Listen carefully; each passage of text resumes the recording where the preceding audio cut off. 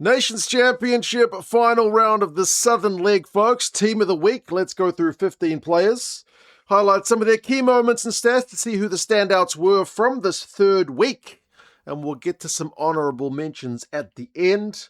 The Aussies finally got it right and sent Joe Schmidt off with a big win over the Italians. So I'm starting with an Aussie. How often do you see a lock score 3 tries? Not very often. Josh Canham scored 3 tries for the Aussies.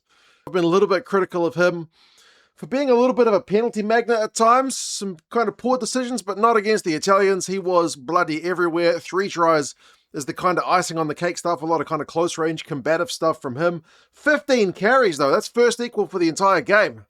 Absolutely very busy on the ball carry for 30 metres, so a lock getting 2 metres a carry is pretty solid numbers. He beats a defender, and he's also got 15 passes, so he's getting his hands on the pill a lot, including an offload. He's also got 6 line-out wins, which is first for the game, and when you consider the pay the Aussies were getting from their line-out and their maul, you need a guy who's jumping and winning that ball for you. So Josh Canham was absolutely that guy. He's got 7 from 8 tackles, so makes the lion's share of them, including a dominant one. He does have a penalty and a turnover conceded, but overall, pretty bloody impressive one from Josh Canham. And a good send-off, as I said, for Joe Schmidt. Next, the England game finished on a bit of a sour note, but one guy who was very impressive throughout that game, Manny Feyi-Waboso. He's had a couple of very good weeks for England now. He was absolutely rampaging against the Argentinians. He scored a try, which was a great line from a pretty sweet Jack Van Poortvliet pass. He had to show some gas and some footwork and a little bit of power to get through, but he did it exceptionally well. And he had 12 carries, which led the way for England. So when the guys in form get the guy the ball, they did that very well. And he's got 116 metres, which is first for the game. So offensively, an absolute weapon. He finishes with 3 line breaks, but maybe, which is first by the way for the game, maybe the most impressive is bloody 14 defenders beaten. That is nuts. I think they said Wainiolo broke the record the other week with like 17 for the Fijians against Wales. This is not far off that. This is a hell of a shift from Feyi-Waboso. As I said, he was an absolute wrecking ball. He sets up a try as well with one of his decisive cutting runs, pops it to Ben Earl, who goes over for the try. He's got a kick. He's got 3 passes, 6 from 8 tackles. He does have 3 turnovers conceded, but no penalties. He was in pretty devastating form. Now to one of my AB's boys. I've gone with the captain, Ardie Savea, who looked pretty bloody good at number 8. He gets the icing on the cake with that try where he peels off the back of the All Blacks scrum, powers through about 3 Irish defenders for, was it the second All Blacks try? But defensively, I think is where you got to give him a lot of credit because he's the All Blacks top tackler with 17. And it's 17 out of 17, so leading the way from the front on the tackle count, 17 from 17 tackles, 13 carries and 25 metres. It's maybe for him actually a little bit lowish, but in terms of his meterage per carry, but the Irish defence is usually pretty solid. Beats a defender. He's got 12 passes as well, which is also the top for forwards in that game. So lots of touches on the ball, lots of crunching tackles, finishes it off with a try, and 3 turnovers won. 3 turnovers won. In a game where turnovers weren't that easy to come by, Ardie was the one guy getting it right. Doesn't concede any penalties, doesn't have any turnovers conceded. Good shift from the captain, leading from the front. And next, I'm going to go with one of the Bok lads in big Cobus Wiese. He had a pretty devastating game for the Boks as well. He's got the first equal for line breaks in this game. He's got line breaks of 2, but that's first equal for your big lumbering lock. That's an impressive stat in itself. It's not necessarily why you pick him. Like, they had a lot of ball, so he only has to make 4 tackles, but he does make 4 from 4. But goodness me, if he wasn't devastating on the ball carry, 8 carries for 39 metres is a hell of a return from a lock. And to get 2 line breaks out of that is honestly nuts. 4 defenders beaten is second for the entire game. I think he was only behind his brother Jasper. So big devastating ball carrying genes in that family. 4 lineouts won, is second for the game. He doesn't concede any penalties. He's got a nice try assist for Jaco Williams. Did a bit of everything. Wins lineouts, makes tackles, makes carries, breaks tackles, breaks the line. Cobus Wiese, maybe the best game I think I've seen him play in the green and gold. Now one of the French guys in their winning shift, Maxim Lamothe, the hooker. He had a pretty devastating outing as well. Gets himself 2 tries, one from close range and the opener from the maul to get the French on the front foot against the Japanese. And also pretty busy on the ball carry. He was looking very, very aggressive. Like he's actually getting some game time, starting for France. He's got to make the most of it, and I think he did, because he's usually behind Mo Vaka and Marchand in terms of the pecking order for France. 6 carries, 20 meters, beats 4 defenders, and the line-out operated very well. Like, he doesn't pass the ball, but when he throws it in, they were at like 93% for the game, the French. So very effective line-out, very effective ball carry, couple of tries, 7 from 7 tackles, so doesn't miss any, doesn't concede any penalties, does have 1 turnover conceded, but yeah, Maxim Lamothe, I feel like making the most of his opportunity. Then from the Scottish game against Fiji, Josh Bayliss. Didn't get man of the match in that one, but he would have been in the running for it because he was also involved into a bit of everything. 19 carries. Very, very busy. Now, they did have a lot of ball, the Scots, so he had a lot of opportunities, but he was very, very busy. That's first for the entire game. 64 meters as well, which is first for the forwards in that game. So he was absolutely crunching it. He doesn't finish with any tries. He does have an assist. He doesn't get any tries himself, but often there's multiple times where a phase or 2 after he's had a big carry close to the goal line, the Scots go over. So it's that kind of guy getting over the advantage line, forcing the defenders to have to come around the corner that sees the team able to convert a try. So big carries from Josh Bayliss. 8 defenders beaten as first for the game. So that's what I mean. Aggressive carries and a line break. He does have an assist where he pops the ball for Jamie Dobie's second right at the death. So a nice deft touch from him, even if it was quite low to Dobie's feet. He still caught the thing. 6 line-out ones as first. So busy at line-out time. 7 from 8 tackles and a defender beaten. They did score a try, the Fijians, where Josh Bayliss was competing against one of the Fijian wingers. He couldn't stop him, but at least he was tracking back to try and run it. Didn't concede any penalties. Does have a few turnovers conceded with 3, but overall, very, very good shift from Josh Bayliss, who's also had a good couple of weeks. I need to get a prop on the board because I left them until last week. Joe Hayes from England. Very, very busy from him as well. He was into a bit of everything. 20 tackles. 20 tackles. He's got 4 missed tackles, but when you make 20, that's still a pretty good shift. One of England's top tacklers, absolutely. 5 carries. He doesn't pass. If he gets the ball, he is running straight for 13 meters, which for a prop is actually a pretty good return. Beats a defender. Doesn't concede any penalties is something I would look at much more, I don't know, with value than like his meterage or whatever for a prop. A prop not to concede any penalties is cracking. And look at that Ben Earl's second try. It comes from a huge shunt from the English pack. They just blasted the Argentinian players' 4-pack backwards at a rate of knots. So Ben Earl was just able to dot the thing down. So massive, massive scrum. Big tackles. Busy on the carry. No penalties. No turnovers conceded. Very good one from Joe Hayes. Back to the Aussie game. I got the old magician, Harry Potter. He didn't get any tries himself, but he was an absolute weapon. And I don't know why the Aussies are doing the things with the numbers where they put their 14 on the left wing and their 11 on the right wing, but Potter in the number 11 jersey was on the right wing this week. It's the 3rd week in a row they've done that. 14 carries for 150 meters. That's the top guy for meters this entire week. He was a weapon. 9 defenders beaten. Would usually be the top of the week, but for Feyi-Waboso's 14 this week, and 4 line breaks is first. Offensively, an absolute weapon against the Italians. 4 passes and a couple of offloads. Makes 1 from 1 tackles. He's almost able to hold up Michele Lamaro in terms of stopping an Italian try, but Lamaro is able to ground it. But absolute commitment from Potter. Like, the Aussies looked sharp this week. And this guy getting them some really good go-forward ball was a big part of that. So, you're a wizard, Harry. I'm sure you've heard that joke 100,000 times in your life. But there you go. You're on my whiteboard for this one, so congrats to you. Then another wee man, old D-Mac at fullback. D-Mac was, particularly in the first half, was very, very good for the ABs. Very, very aggressive on the ball carry as well. I finished with 8 defenders beaten. And I was watching the game. He got them all in the first half. He was very, very hard man to bring down in that first half. 15 carries is second equal for the entire game, and 114 meters is first for the entire game. He even finishes it off with a try, which gets him like no meters because it's basically just a pick and go. After Ruben Love had gone very close from Quinn Tupaea's wee pop ball. So gets himself a try. Aggressively very busy on the ball carry. 17 passes. So getting some involvements, obviously had to move in closer to the action once Ruben Love went off, but an offload, couple of kicks, 3 from 4 tackles, including a dominant one. D-Mac, is he looking better at fullback than he is at 10?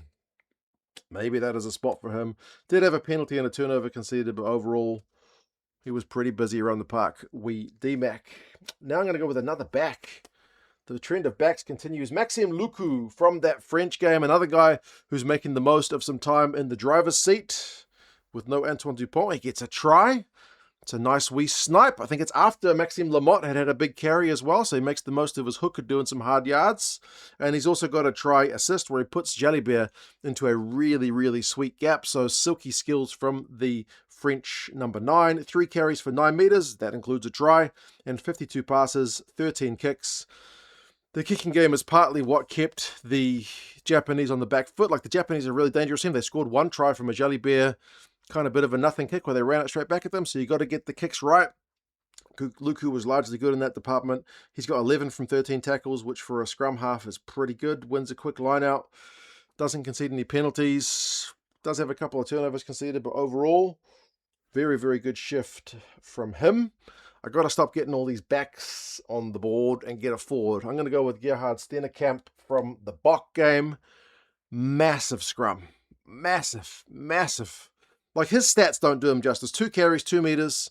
That's very prop-like. 2 from 3 tackles. No passes. Does concede a penalty. No turnovers conceded. But how many penalties did... Who was it? Dylan Lewis, I think?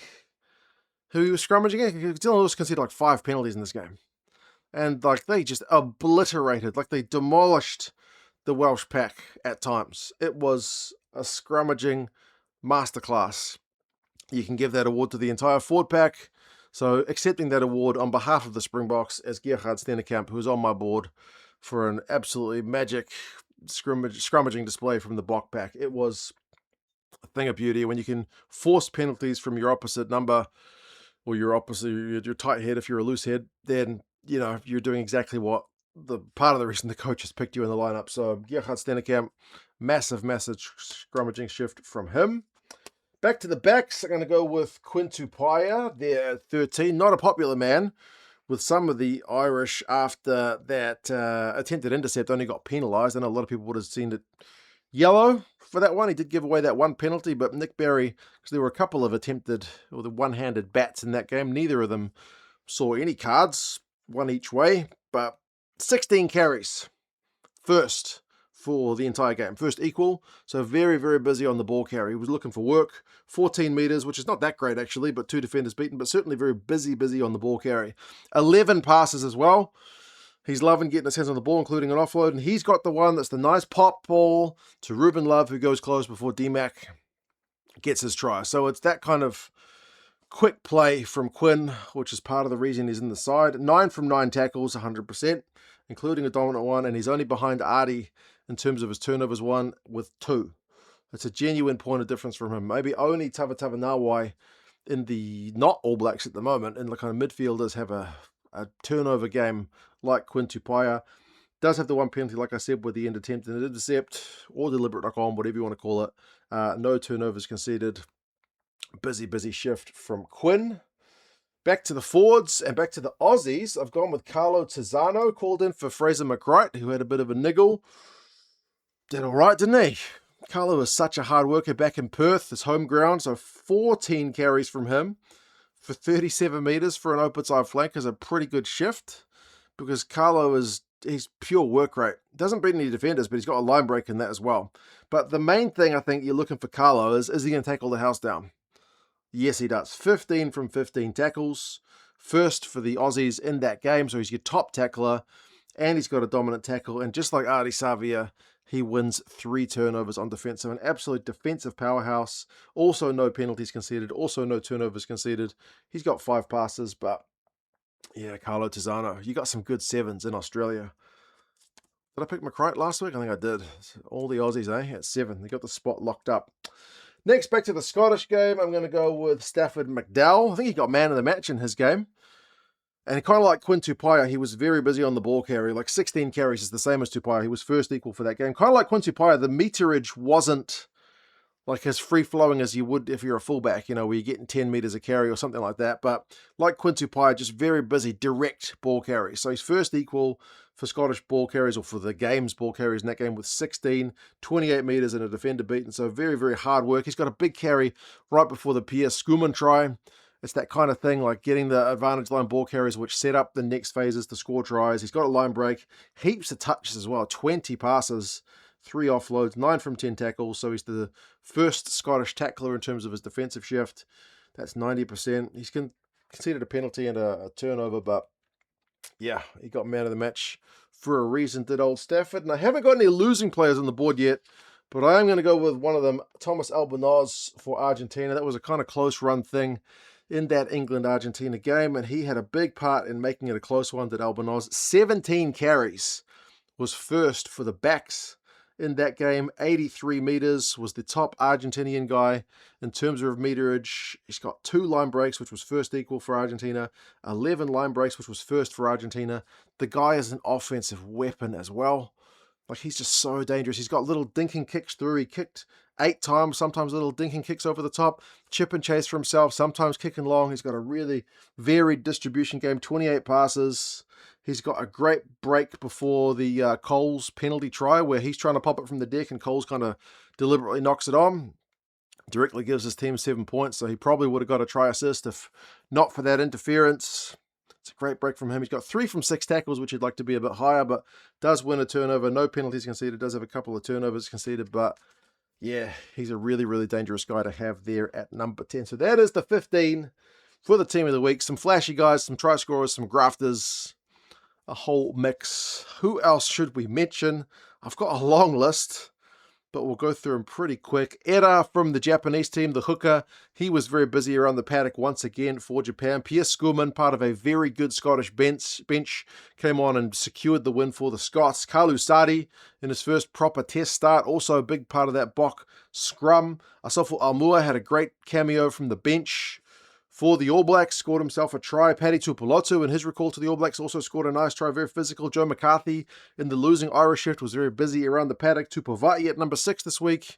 Likewise, I think justified his selection in the number 6 jersey instead of the locks. Gazzotti for France.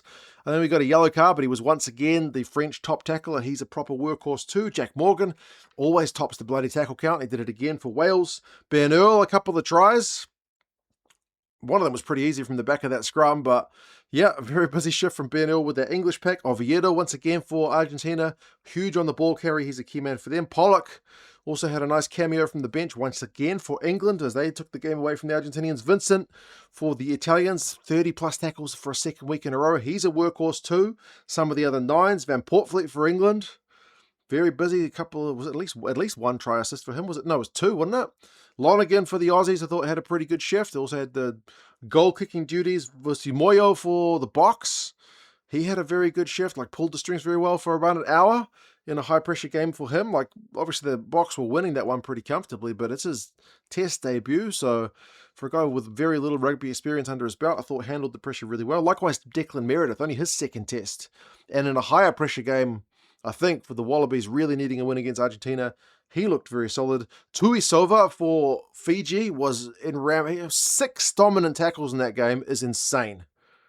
Insane. Like, I don't think I've ever seen 6 dominant tackles in one game for one player. He was huge, plus helped set up a try. Ikitau was also very busy on the high carry count, similar to McDowall and similar to Tupaea, with those kind of high carry but low meterage, high work rate carries from number 12. Slade for England was very good at 13 as well for another week too. Helped save the try at the end of the game. Creel was again good for the Boks, scored a nice try from Jaco Williams, who set him up. Jaco Williams, great debut from him as well, scored and set up tries. Couldn't have gone much better for him. Mateo Carreras was busy on the Argentinian wing. Very, very dangerous. Such a powerful guy for not the biggest fella. Jamie Dobie came off the bench and scored a couple. Matthew Jalibert, like a yellow card, 2 tries. Loose kick kind of gives the Japanese a try, kind of, but such a dangerous and fun guy to watch. We could go on, but we'll stop there. That's the team of the week. You guys let us know your thoughts. Who was your star player from the week that was? Who would you have in? Who would you have out? What do you think of this new Nations Championship? You guys take care, and I'll talk to you guys again soon. See you later.